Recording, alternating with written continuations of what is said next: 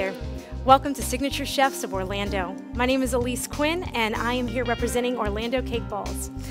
Orlando Cake Balls is a gourmet online e-commerce store where we create cake balls from our classic collection flavors, which we're making one today called Lemon Drop, all the way to our signature collections, which we've got featured here as well. Our cake balls are available for local pickup, they're available for local delivery, and they also are available for nationwide shipping. We're excited to be here today to walk you through exactly how we make our Lemon Drop cake balls. So what we do is we start off with your basic lemon cake. You can use a gluten-free recipe. You're also welcome to use your favorite recipe from scratch or even a boxed cake mix. I love to use the natural lemon rinds and lemon zest as well as the lemon juices to bring out the true essence of a lemon cake.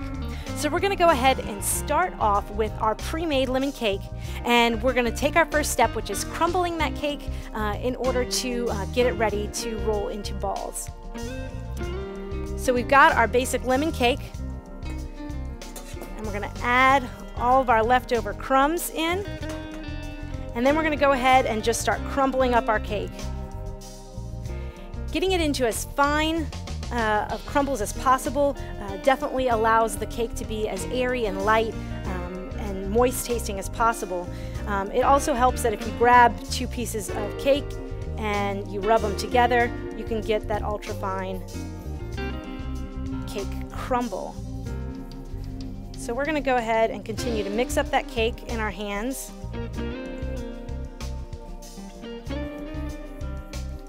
Rubbing those crumbles together definitely helps you to get that perfect consistency throughout. I want to make sure that we don't have any excessively large cake crumbles left. And it's also helpful to create your cake balls when they are a little chilled, lightly refrigerated. So don't take them straight out of the oven. Make sure you give them time to cool, to set, and even refrigerate for a little bit. It definitely allows for easier use. So that about does it. We've got a nice, consistent crumble. And now what we're going to do is we're going to go ahead and make our lemon frosting. Our lemon frosting is going to be very sweet, but it's also going to be very zesty. It's going to have a very strong essence of lemon, and the reason for that is to use fresh lemon juice. So we're going to set this aside, and we're going to come back to our cake crumbles in a second. What I'd like to do is to get us started with our lemon frosting. So what we're going to do is we're going to take a 1/4 of a cup of butter.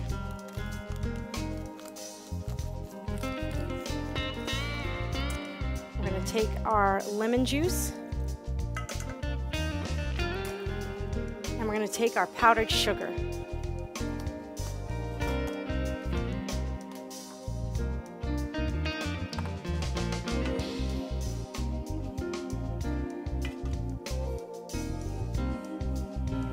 We're going to put in our powdered sugar little bits at a time. The goal of this is to get the perfect consistency. So we usually advocate about 3 to 4 cups of powdered sugar. So I'm going to do a 1/4 of a cup at a time just to get us started.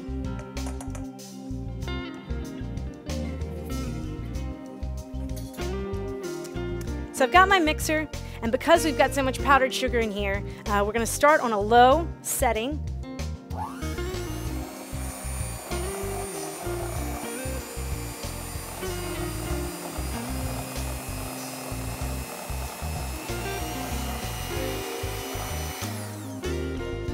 All right, so what I did was I just combined our most basic ingredients in a low setting, and we're going to start adding in another cup of powdered sugar. This doesn't have to be exact, just approximate works until we get the consistency that we're looking for. So I'm going to go ahead and put it on low setting again, and we're going to roll.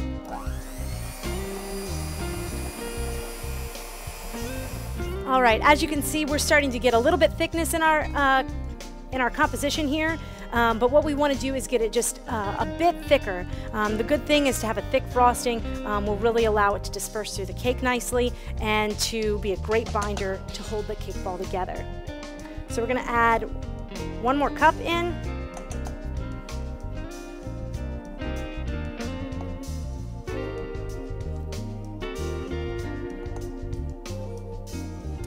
I'm going to grab a spatula and we'll be ready to go with our last mix in.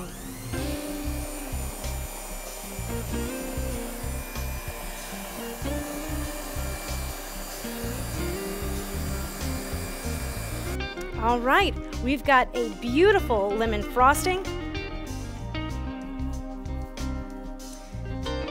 And what we're going to do is we're going to let that refrigerate for just a second while we get our cake balls ready to crumble, mix in the frosting, and then start to form those balls. All right, now we've been able to refrigerate our lemon frosting. We have our cake mix here. And what we're going to do is we're going to combine these. What you need to do is to eye it out. I would say start with about 2 tablespoons and then work your way around the cake mix and the frosting until you get a nice, good consistency. What you're going to be looking for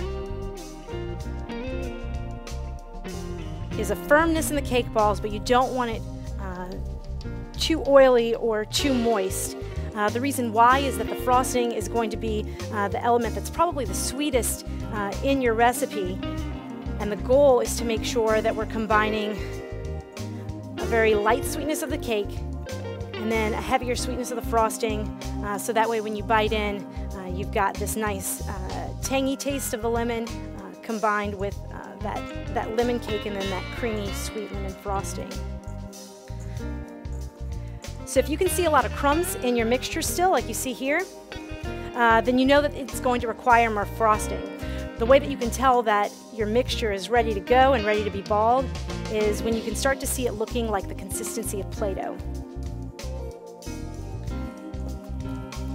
So we're going to go ahead and squeeze that in together a little bit more, kind of like kneading bread. And the goal is to get this consistent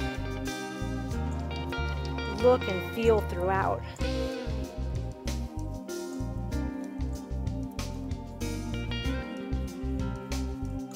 We're going to add just a little bit more frosting in.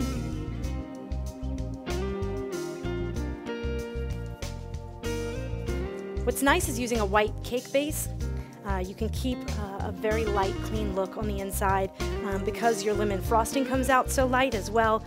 When people bite in, they get this beautiful white cake ball on the inside, and then it's coated in white chocolate on the outside.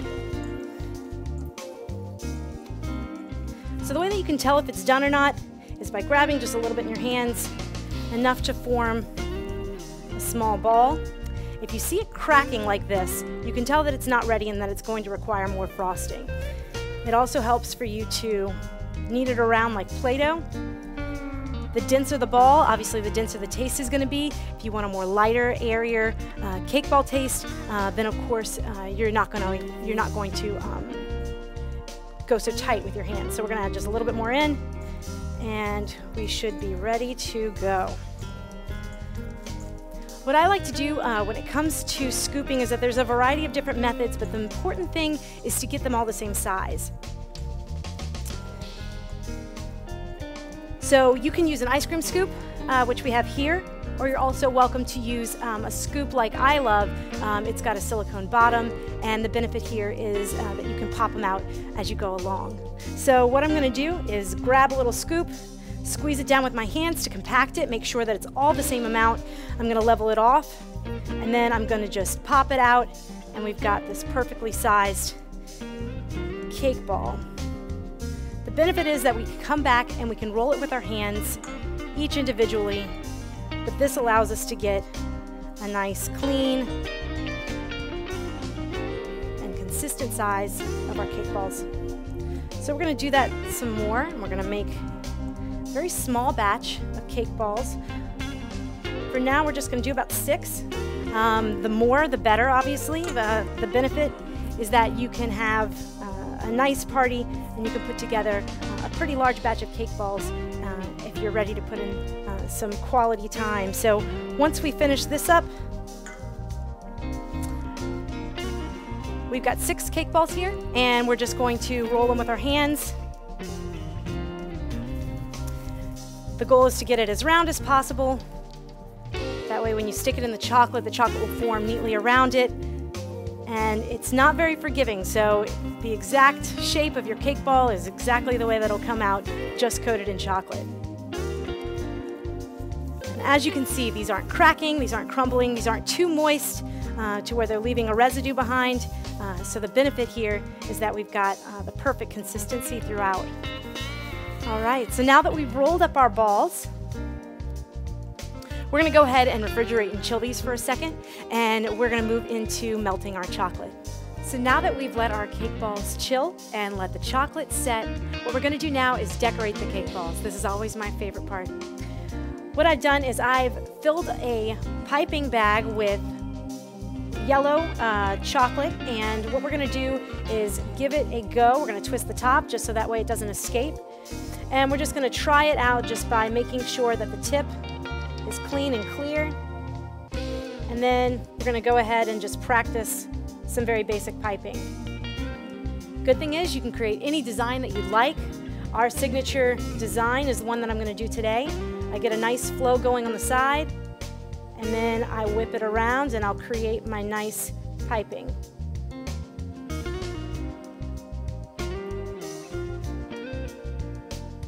You want to keep an even flow on the bag.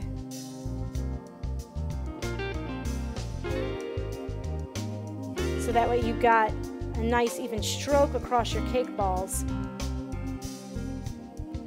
These are handmade cake balls, so the good thing is if each one is a little distinctive and unique, that just adds some extra flavor.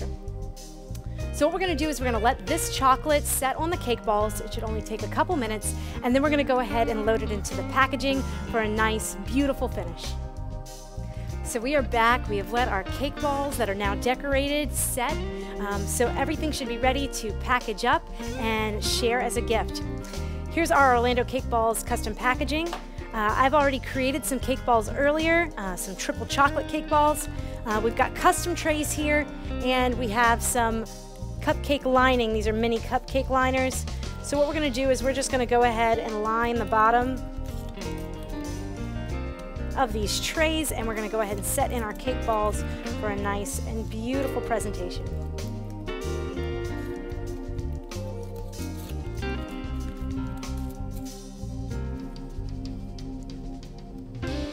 So now we've got our triple chocolate and our lemon combined together. If you see any excess on the foot, you're welcome to just slide that off. It chips off very nice and easily. And so now you've got a beautiful finished product.